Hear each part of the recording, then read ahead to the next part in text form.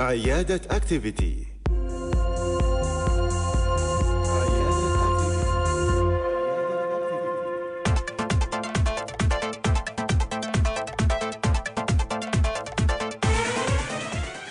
حياكم الله من جديد مستمعينا. ضيف الآن الدكتور سهيل الصالح، أستاذ مساعد واستشاري الصدرية واضطرابات النوم. صباح الخير أستاذ سهيل، حياك الله.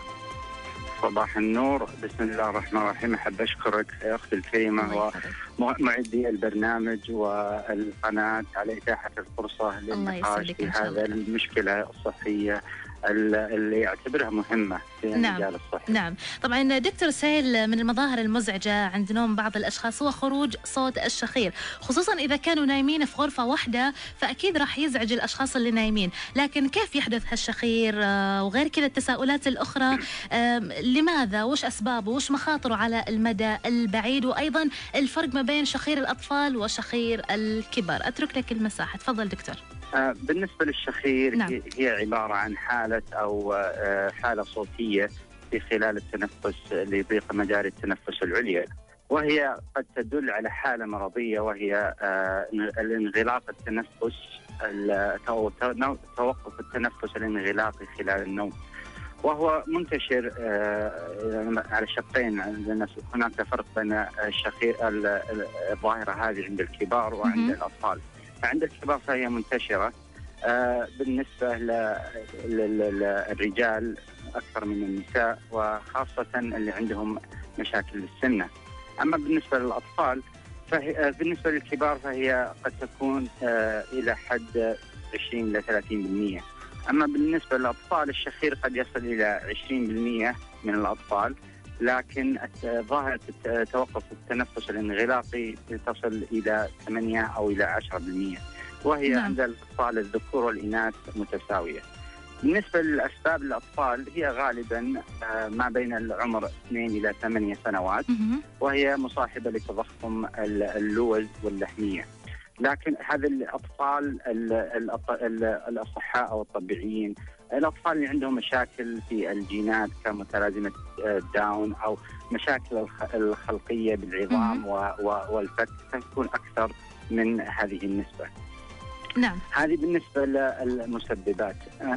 بالنسبة للأعراض فهي معروفة. بالنسبة للظاهرة هي غالبا تأتي بالشخير والشرقة أو الشهيق عند النوم، وأيضا توقف التنفس عند النوم.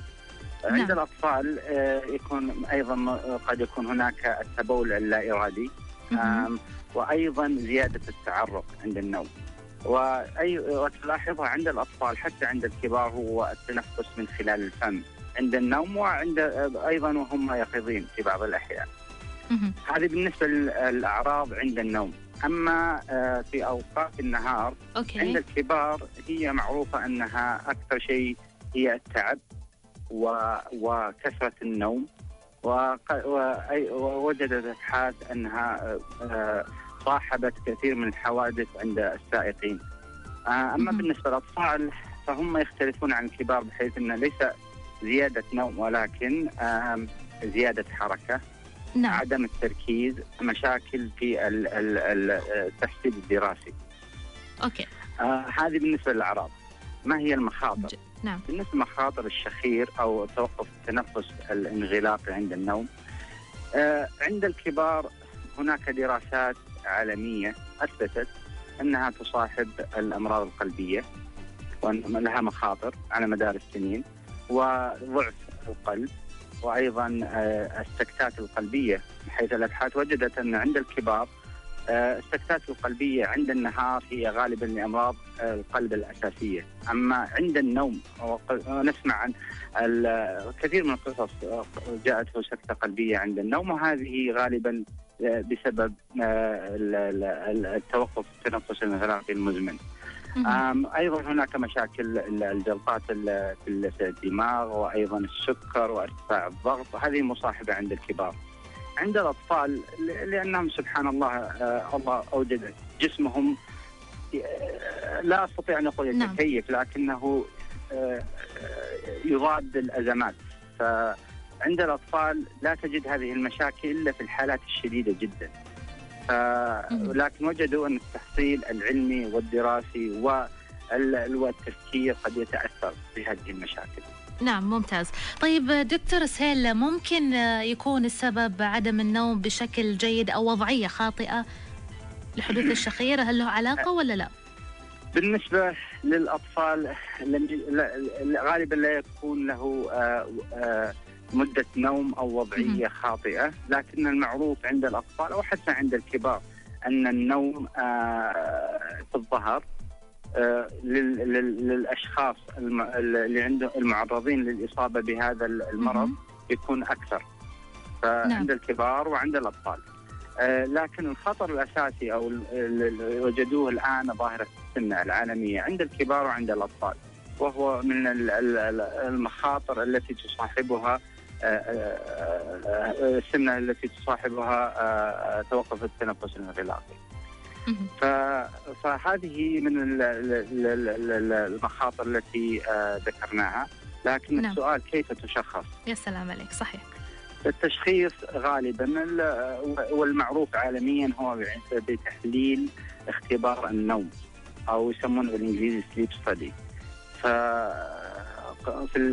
قد يكون في البيت بالنسبة للكبار، لأن عندهم الآن أجهزة متنقلة يستطيع أن ارتدائها عند النوم في البيت والتشخيص. أما بالأطفال إلى الآن المنصوص فيه عالميا هو اختبار التنفس في النوم في المختبرات في المستشفيات أو المراكز. كيف يكون دكتور سهيل اختبار النوم هذا؟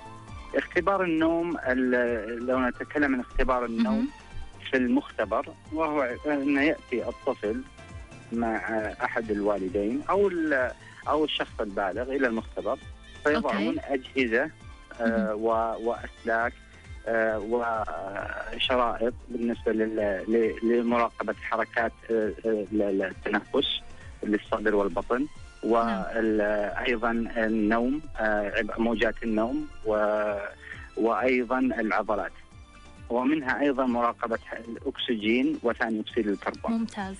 وهذه صحيح أنها قد تكون أسلاك وأجهزة كثيرة، لكنها مهمة للتشخيص الدقيق. جيد. طيب. لكن حاليا، وأحب بس أذكر النقطة هذه، بوجود الأجهزة الذكية والآن التصوير الفيديو في اليد، تلقى كل جهاز فيه إمكانية تصوير الفيديو. بدأوا الآن يلاحظون أن هذه صارت تفيد إذا جاء المريض أو والد المريض إلى الطبيب وشاهد الفيديو خلال النوم. هذا قد أيضا تعطيك علامات مهمة، هل هو العرض أو المرض موجود أم لا. جيد. طب بالنسبة لطرق العلاج، هل يكون مثلا بعلاج سلوكي ولا في أدوية وتدخل جراحي؟ لا. نعم تفضل. ليس علاج سلوكي. العلاج السلوكي هذا غالبا عند الكبار أو عند الأطفال لما يسمونه الأرق. أما بالنسبة للظاهرة هذه في الكبار المنصوص فيه عالميا هو عبارة عن جهاز التنفس الدفع المستمر أو السيتاب. هناك أيضا بعض الأبحاث التي ذكرت عن وضع مثلا دعامات الفكين أو عبارة عن عمليات جراحية للكبار، وهي لم إثباتها ليس بالقوي، بالضعيف. لا، وهناك أبحاث الآن بالنسبة للكبار عبارة عن أجهزة أو جهاز كهربائي يزرع لدعم الأعصاب، لجعل مجال التنفس الهوائية تفتح. بالنسبة للأطفال والمنصوح فيها عالمية أولا، وثانيا وثالثا هو عبارة عن عملية إزالة اللحمية واللوز. هذا بالنسبة للأطفال الطبيعيين. جيد. أما بالنسبة للأطفال في المشاكل الخلقية أو الجينية أو الأمراض المركبة، هناك أيضا حلول أخرى مثل عمليات توسيع الفك، أو أيضا استعمال جهاز الدعم التنفس الموجب المستمر. جميل. طيب دكتور سهيل، بس اسمح لي أطلع فاصل إعلاني، أستأذنك واستأذن السادة المستمعين، وبعدها بإذن الله أتواصل ويا حضرتك.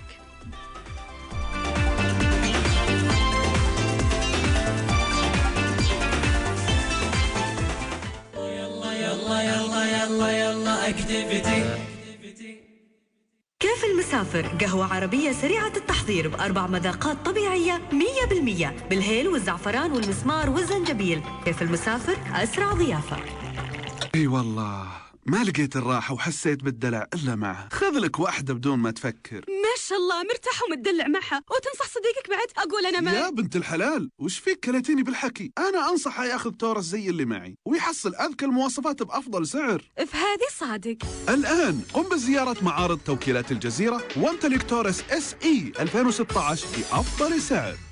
ديسمبر حافل بالإثارة مع أبو ظبي الرياضية فقط على OSN. ترقبوا نهائي كأس السوبر الإيطالي بين يوفنتوس وإيسي ميلان، بالإضافة إلى متعة دوري الخليج العربي. كذلك سيحتدم الصراع في UFC 207 حين ستحاول روندا راوزي استعادة لقبها أمام أماندا نونيز. أضف قنوات أبو ظبي الرياضية إلى باقتك في OSN مقابل 19 درهما شهريا. للمزيد من المعلومات يرجى زيارة osn.com/adsports. ليش تدفع كثير وانت بيدك التوفير؟ الآن نسمة للطيران ب6 رحلات بين الرياض وجدة ورحلتين بين جدة والدمام ابتداء من 220 ريال. احجز الآن من خلال موقع nismaeirlines.com أو من خلال وكيل سفرك المفضل. يلا يلا يلا يلا يلا اكتيفيتي. عيادة أكتيفيتي.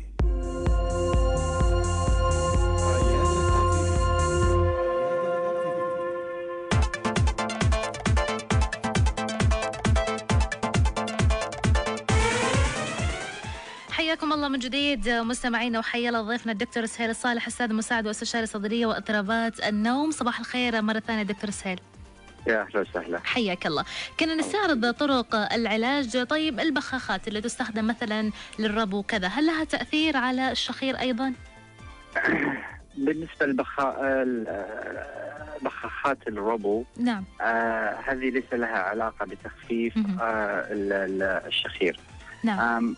وجدوا ان بالنسبه للاطفال خاصه اللي عندهم مشاكل الربو، يوجد عندهم انتشار اوسع بالنسبه للشخير ومرض انغلاق التنفس اثناء النوم.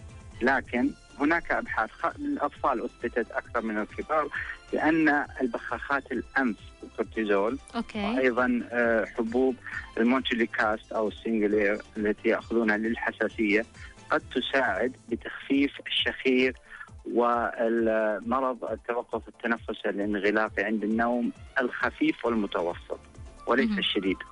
فوجدوا في هذه الابحاث ان بخاخ الانف وليس بخاخات الربو، بخاخ الانف، وهذه الحبوب لها فائده وفعاليه بالنسبه للعلاج. نعم، ممتاز. يعني نقول بشكل أو بآخر الواحد ينتبه مستقبلا لمسألة الشخير اللي ربما يشوفها البعض أنه مسألة سهلة، يعني مجرد نوم وأطلع صوت وخلاص. طيب دكتور سهيل، كذا نصيحة حاب تهمس فيها، تفضل. أنا بالنسبة لي في نظري أن مرض الشخير أو انغلاق التنفس أثناء النوم يعتبر بالنسبة لي شديد الأهمية. نعم. ويجب الانتباه له بالنسبة للأطفال أو الكبار.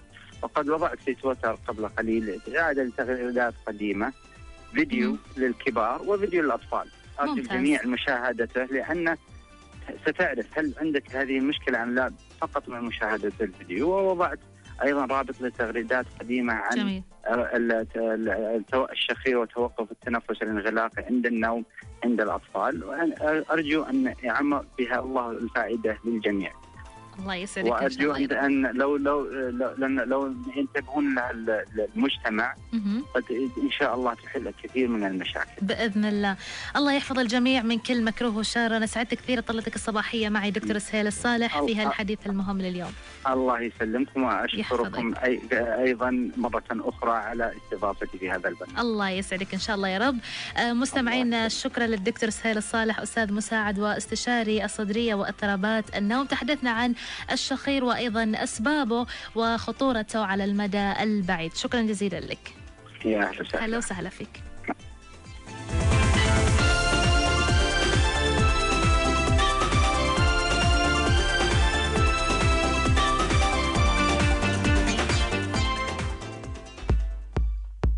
عيادة أكتيفيتي.